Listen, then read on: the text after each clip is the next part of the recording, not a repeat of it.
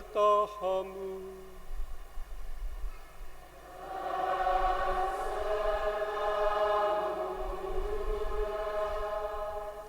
Inilah Injil Yesus Kristus menurut Santo Matius.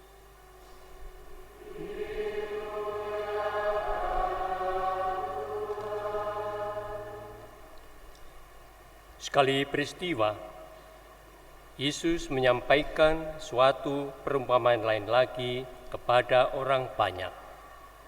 Katanya, hal kerajaan surga itu seumpama orang yang menaburkan benih baik di ladangnya. Tetapi pada waktu semua orang tidur, datanglah musuhnya menyebarkan ilalang di antara gandum itu, lalu pergi.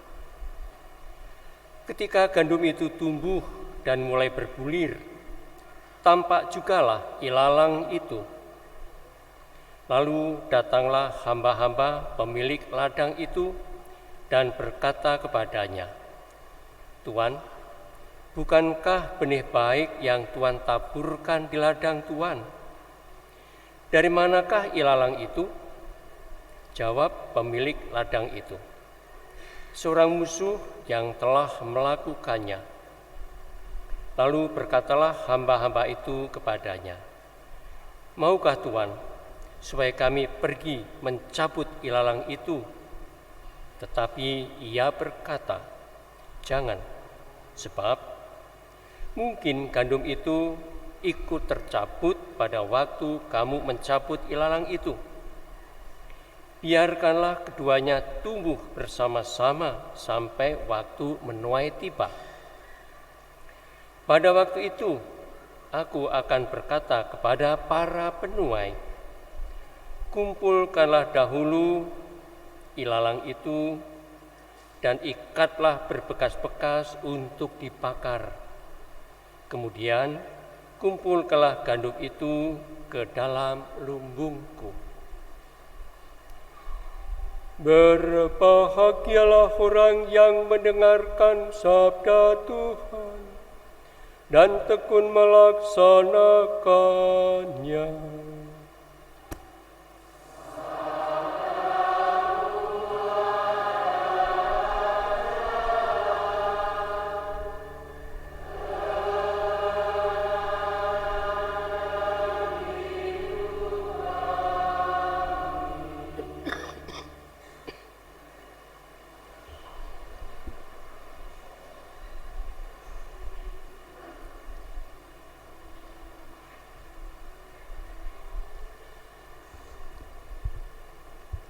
Saudara-saudara terkasih,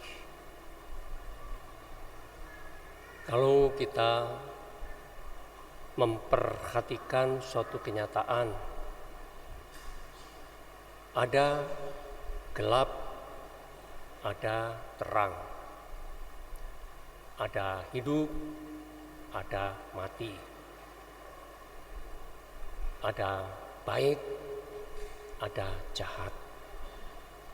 Dua-duanya senantiasa berdampingan. Tidak selamanya terang terus, suatu saat gelap. Tapi juga tidak selamanya akan gelap, tapi suatu saat akan terang juga. Demikian juga dalam diri manusia. Datang saatnya orang itu suatu saat entah karena apa, yang semula baik menjadi jahat. Tetapi tidak semuanya yang jahat itu jahat terus, tapi datang saatnya menjadi baik. Ada dosa, ada pengampunan. Itulah suatu kenyataan dalam kehidupan. Oleh itu dalam Injil yang baru kita dengar tadi, dilukiskan seorang penabur menaburkan benih yang baik. Tetapi ketika tanaman itu sudah mulai tumbuh, ada orang juga yang menaburkan benih ilalang. Dan ketika gandum sudah mulai bergulir, ilalang juga tumbuh tinggi. Lalu orang pada heran, dari mana? Kan yang ditaburkan itu yang baik, kok ada ilalang di situ? Yesus menjelaskan musuh yang telah menabur ilalang itu, dan kemudian pembantu itu mengusulkan bagaimana kalau ilalang itu kita cabut saja. Tapi Tuhan yang memiliki ladang mengatakan jangan. Siapa tahu pada saat mencabut ilalang itu, gandum juga ikut tercabut. Biarkan keduanya tumbuh bersama-sama. Satu ungkapan kemurahan Tuhan. Orang yang berdosa itu tidak akan langsung dihukum, dibasmi, tetapi tetap diberi kesempatan untuk bertobat. Kalau memang tidak bisa bertobat, ya itu lain soal. Lalu dilukiskan pada saat panen, gandum-gandum hendaknya diikat berberkas-berkas, ilalang juga diikat berberkas-berkas, ilalang dibakar, lalu gandum dimasukkan ke dalam lumbung. Lalu menyangkut kehidupan manusia. Apakah manusia itu juga nanti yang berdosa itu lalu diikat berberkas-berkas lalu dibakar? Sebetulnya kalau kita ingat akan kata-kata Yesus sendiri, yang dibakar itu bukan manusia yang berdosa, tetapi dosa-dosa itulah yang akan dibakar oleh Roh Kudus sendiri, dan manusia senantiasa akan memiliki rahmat pengampunan ilahi. Nah, itulah Tuhan senantiasa sabar dan selalu siap untuk memaafkan. Bahkan kalau kita membaca di dalam Mazmur, juga dalam kitab-kitab para nabi, diungkapkan dosa kami merah laksana kirmisi, hitam laksana jelaga, namun Tuhan akan berkuasa untuk memutihkan laksana salju. Yang berkuasa untuk memberikan rahmat pengampunan adalah Allah sendiri. Nah, saudara terkasih, demikian juga situasi hidup kita. Ketika kita masih muda, dididik, diajar sedemikian rupa. Tapi kadang-kadang pengaruh dari lingkungan, pengaruh teman-teman menyebabkan anak yang kita didik itu kadang-kadang nakal, kurang ajar, orang tua kadang-kadang menjadi marah. Memang kadang-kadang menghukum anaknya, tetapi hukuman itu bukan bersifat kekerasan, kemarahan. Hukuman harus merupakan tanda kasih. Hanya kasih yang akan membakar kejahatan dan dosa itu akan luluh dan akan berubah menjadi kebaikan. Kalau seorang anak yang berbuat nakal lalu digebukin sampai setengah mati, yang ada adalah kapok, takut, tetapi yang ada di sana juga mengalami luka batin. Luka batin makin mendalam, akhirnya malah anak itu malah menjadi kejahatannya. Dia tidak berbuat jahat di hadapan orang tua, tetapi di luar itu hidupnya menjadi-jadi. Kenapa? Karena mengalami luka batin. Jadi orang mengalami jahat itu pertama-tama karena luka batin yang tertanam sejak masih muda. Oleh karena itu Tuhan jadi bersabar. Kalau orang jahat itu berarti psikisnya, jiwanya sakit. Dan Tuhan melihat, Tuhan tahu. Bukan hanya itu saja, saudara terkasih. Seseorang makin ada umur. Jadi orang tua, ya, pada saat kita umur kecil sampai 30, 40 itu kondisinya mulai datar. Kalau umur 30 masih menanjak, ada perkembangan. Umur 40 sudah mulai datar sampai 50. Nah, 50 akhirnya turun. Gitulah psikis, moral, dan kehidupan manusia yang semula menanjak akhirnya turun. Makin ada umur, makin tua, kondisinya makin menurun. Dalam segala hal menurun. Kesehatannya menurun, psikisnya menurun, pola pikirnya menurun, bahkan kemudian menjadi seperti anak kecil. Orang tua, manula, boleh dikatakan mulai umur 60 itu sudah dalam taraf mulai menurun. Dan terutama pola pikir, emosi makin menurun. Bahkan kemudian banyak yang kemudian mengalami pikun. Oleh karena itu sering saya ingatkan pada keluarga-keluarga yang punya orang tua. Saya katakan, makin ada umur, jangan disuruh diem. Kalau punya warung, biarlah memegang warung, menghitung uang, hitung dagangan, memikirkan untung rugi. Harus tetap semakin ada umur, semakin aktif dan semakin banyak gerak. Sebab kalau dibiarkan nganggur, diem, tidur, kondisi hidupnya parah dan akhirnya pikun dan cepat mati. Nah, ini satu kenyataan. Oleh karena itu, makin ada umur, jangan biarkan orang itu diam.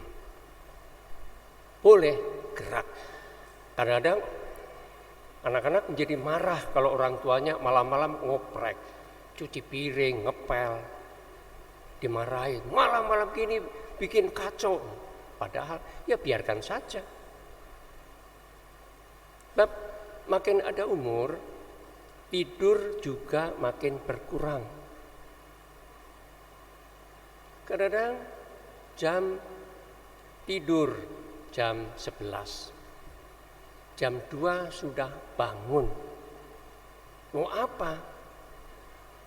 Tidur-tiduran melulu enggak enak. Ya udah mengerjakan apa saja, nyuci, ngepel, nyuci piring dan sebagainya. Jangan dimarah. Dan itulah kondisinya memang demikian. Dagang, biarkan dagang. Kalau tidak bisa dagang, kalau tidak punya kegiatan, diarahkan kalau bisa membaca.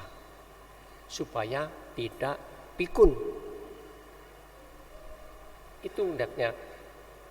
Dan yang harus kita pahami, makin ada umur, emosinya menurun seperti anak-anak yang selalu minta perhatian, minta disayang, minta diperhatikan, minta makanan dan sebagainya.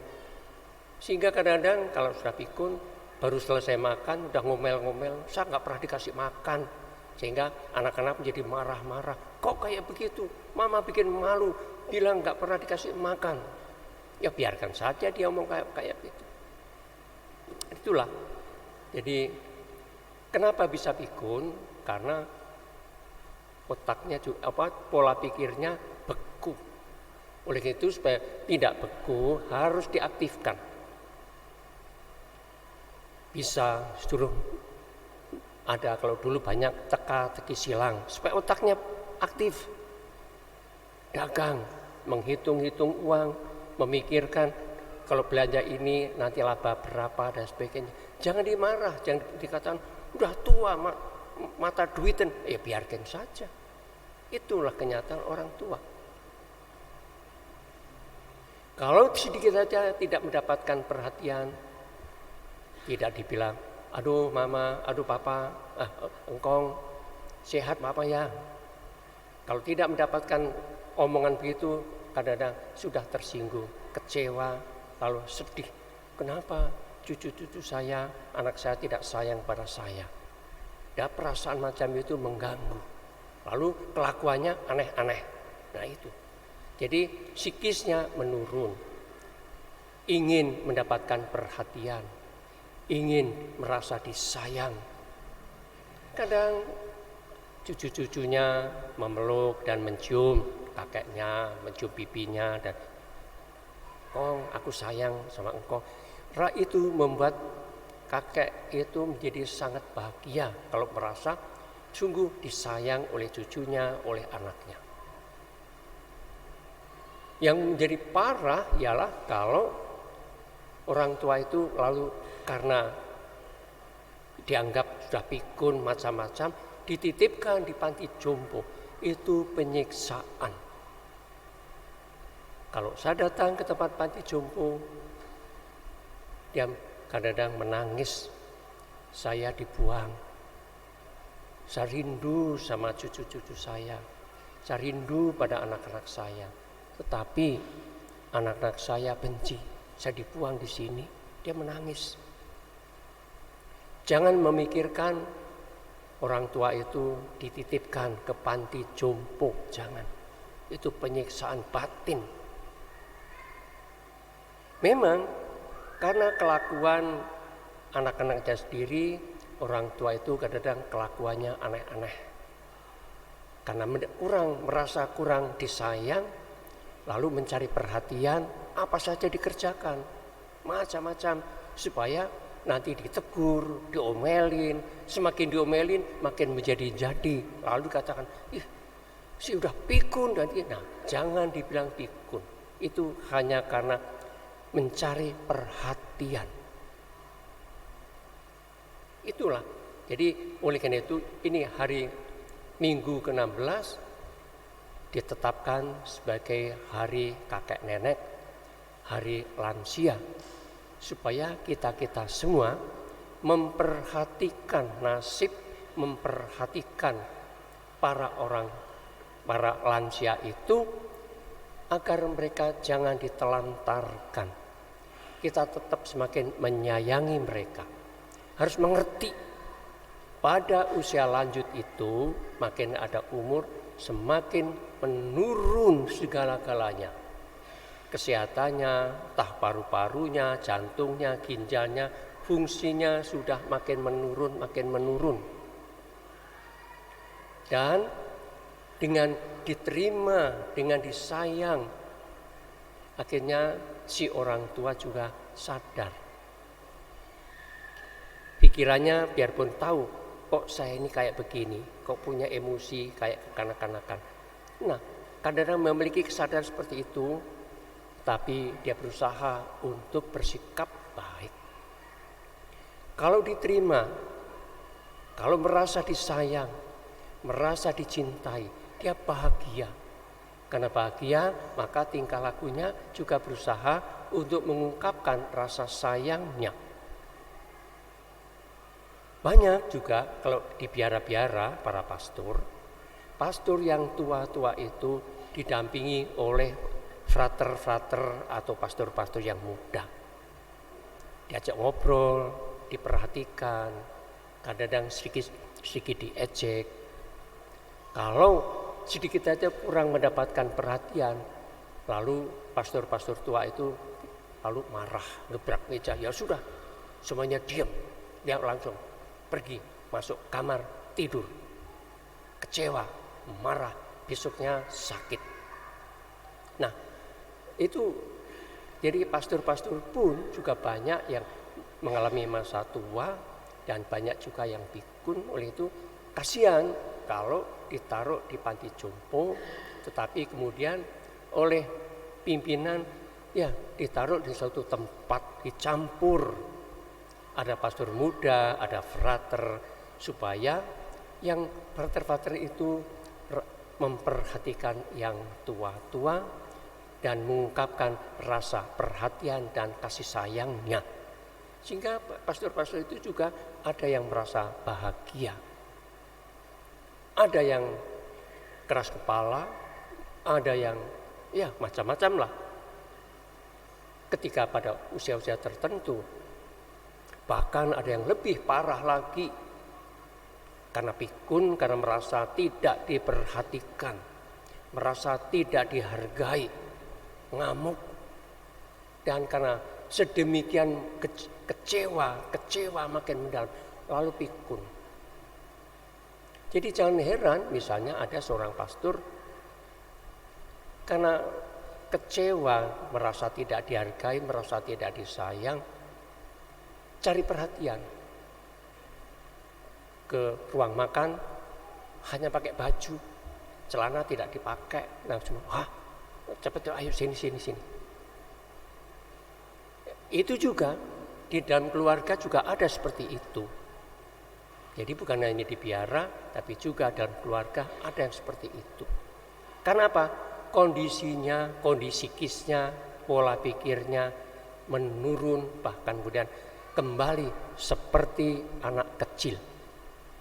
Makin seperti anak kecil, makin kecil, lalu yang terjadi akhirnya diam, tidur, maunya tidur seperti bayi, dan pada akhirnya kembali menghadap Sang Pencipta. Itulah prosesnya, lahir, tua, akhirnya kembali seperti bayi lahir. Nah itulah. Dan kita semua pasti akan mengalami itu. Ada yang ya pokoknya macam-macam. Oleh itu kita diminta bagaimana kita berusaha untuk memberikan perhatian juga kepada mereka yang sakit. Sebab kalau orang sakit bukan hanya badannya yang sakit, tetapi hati, jiwanya, psikisnya juga sakit, yang sering kadang-kadang minta perhatian. Jadi jangan heran kalau orang sakit kadang-kadang sikapnya aneh-aneh, manja dan sebagainya. Itulah. Jadi orang sakit itu yang sakit bukan hanya badan, tapi jiwanya, psikisnya juga mengalami sakit yang perlu perhatian. Keluarga hendaknya memperhatikan itu. Nah kemudian orang bertanya, loh pastor kan umurnya sudah 81, apakah juga? Betul, saya juga mengalami seperti itu, tapi otak saya masih jalan. Pengen mendapatkan perhatian, tapi untung aku terima kasih kepada umat bahwa ada umat mengizinkan anak-anak itu berbaik pada saya, akrab. Mau aku sayang sama Romo, iya oke, Romo juga sayang. Memeluk, yuk kita jalan-jalan. Ya, karena merasa dicintai itulah hidup, merasa dicintai itulah kuat. Nah, dalam keluarga juga, hendaknya keluarga itu makin ada umur, tetap ditanamkan rasa cinta dan kasih kepada mereka.